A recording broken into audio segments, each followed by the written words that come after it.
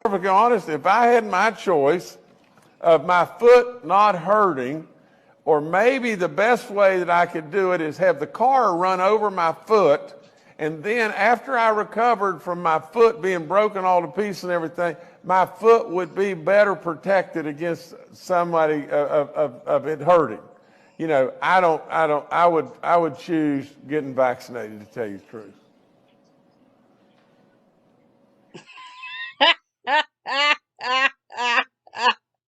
To be perfectly honest, if I had my choice of my foot not hurting, or maybe the best way that I could do it is have the car run over my foot, and then after I recovered from my foot being broken all to pieces and everything, my foot would be better protected against somebody of it hurting.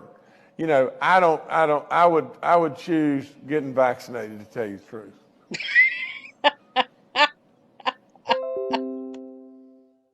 Baked tuna, sunflower, kitten, roach, paint, wall, flip over, left, right. Vaccine.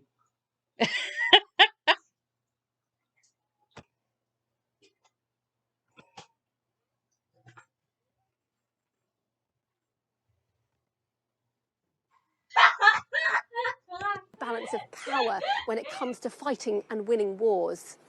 The New World Order. Deborah Haynes, thank you very much indeed. Well, let's return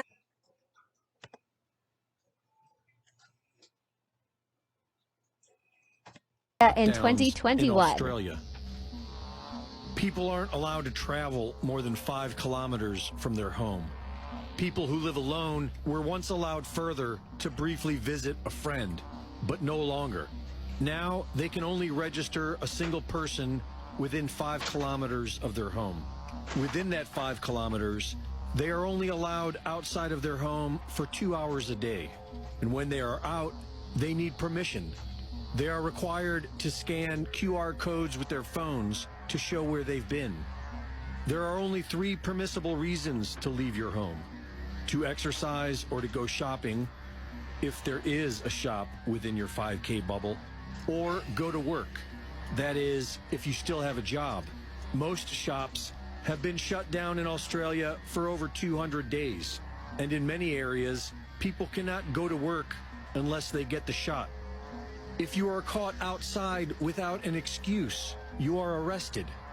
If you are not wearing a mask while alone in your car, you are pulled over by the police. The Premier of Australia recently said that this is literally a war. But it's really, really important for us to acknowledge and accept that we need vaccination as a key tool in fighting this. This is literally a war, and we've known we've been in a war for some time, but never to this extent. And seeing that only 0.032% have been infected, we know that the Premier isn't declaring war against COVID.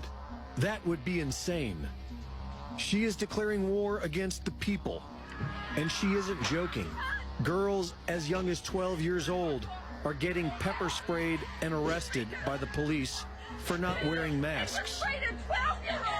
In 2020, Australian citizens were being arrested for questioning the government online.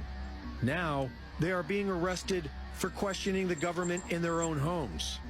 After being reported to the police by his wife for questioning the government, an Australian man was taken against his will in an ambulance to a prison-like facility, where he was questioned, told he has had a nervous breakdown, and diagnosed as having a problem trusting authority. They are building concentration camps. Melbourne's Centre for National Resilience is set to open by the end of the year. They call them quarantine camps, but this makes no sense, considering only 0.032% of the population is infected. By definition, these are concentration camps. And they're coming to America next.